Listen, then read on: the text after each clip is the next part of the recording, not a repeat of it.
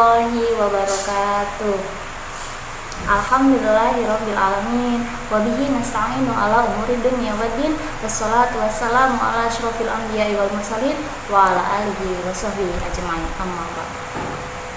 Pertama-tama marilah kita panjatkan puji syukur kehadirat Allah Subhanahu wa taala, Tuhan pencipta alam semesta, yang mana dengan karunia-Nya kita bisa melaksanakan puasa Ramadan, menikmati bulan suci yang penuh berkah ini. Salawat serta salam selalu tercurah limpahkan kepada junjungan Nabi Agung Muhammad SAW beserta keluarga dan seluruh sahabatnya. Semoga kelak kita mendapatkan syafaatnya di yaumil qiyamah. Anak-anakku yang saya sayangi, di dunia ini siapa yang tidak pernah mendapatkan ujian, tidak pernah mendapatkan cobaan? Pasti tidak ada. Nabi pun juga mengalami suatu ujian, mengalami suatu cobaan.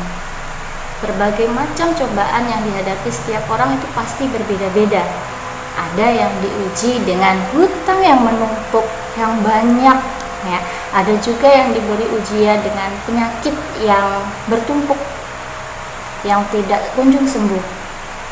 Ada juga yang diberi ujian belum diberikan karunia, ya, sebuah anak gitu. Dan ada juga yang diberi ujian ditinggal mati atau ditinggal oleh orang tuanya.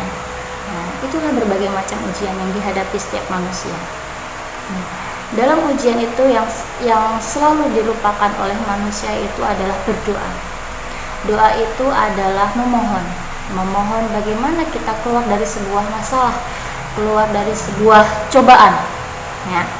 Doa itu ibarat seperti obat yang mana ditakuti oleh segala penyakit. Jadi apabila kita sakit, apabila kita punya masalah, jalannya adalah berdoa. Ingatkah kita pada kisahnya Nabi Ayub? Dari kisahnya Nabi Ayub ini, Nabi Ayub diberi penyakit yang sangat menjijikkan, yaitu penyakit kulit, ya, selama bertahun-tahun. Nah, dari situ Nabi Ayub selalu berdoa kepada Allah, minta diberi kesembuhan, ya. Dari kesembuhan, dari berdoa terus tanpa putus asa, dengan berdoa tulus, terus diulang-ulang. Nah, Allah mengabulkan doanya Nabi Ayub, ya. Beliau dapat perintah untuk kakinya dihentakkan ke tanah. Keluarlah air dan mandilah Nabi Ayub di air tersebut.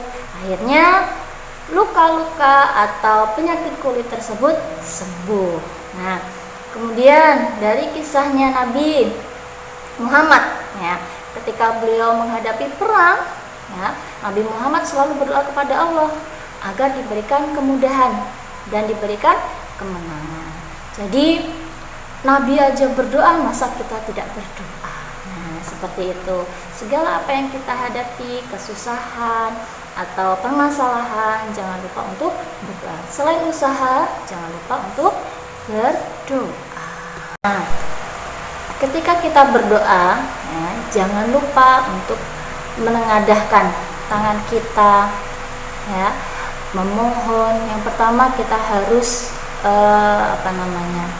memuji, ya, dipuji Allah itu. Kemudian kita merendah dan meminta apa yang kita minta, apa yang kita mohon dengan hati yang tulus dan terus diulang-ulang, ya.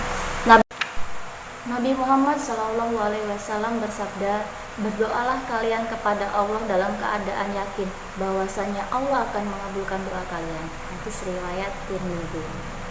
Dan dijelaskan juga dalam surat Al-Mu'min ayat 60, Bismillahirrahmanirrahim, wa qala rabbukum wad'uni astajib lakum, yang mana artinya Tuhanmu telah berkata, berdoalah kepadaku, maka aku akan memperkenankan segala doa yang kalian minta. Nah, maka dari itulah janji Allah. Allah akan mengabulkan setiap doa-doa hambanya. Meskipun doa tersebut belum tentu langsung dikabulkan, tapi Allah tahu kapan doa tersebut akan dikabulkan.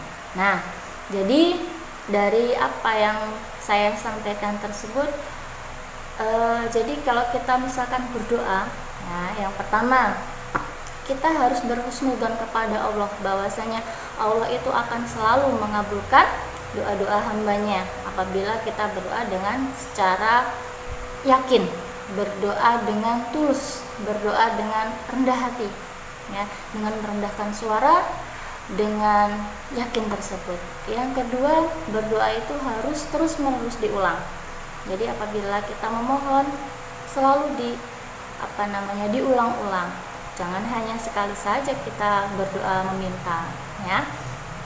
Yang ketiga, merasa takut kepada Allah.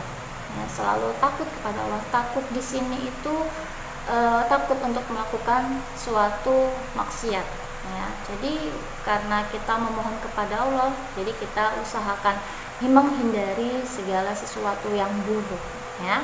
Jadi mungkin itu saja, ya. Cukup sekian dari saya. Akhirul kalam, wabillahi taufik wal hidayah. Wassalamualaikum warahmatullahi wabarakatuh.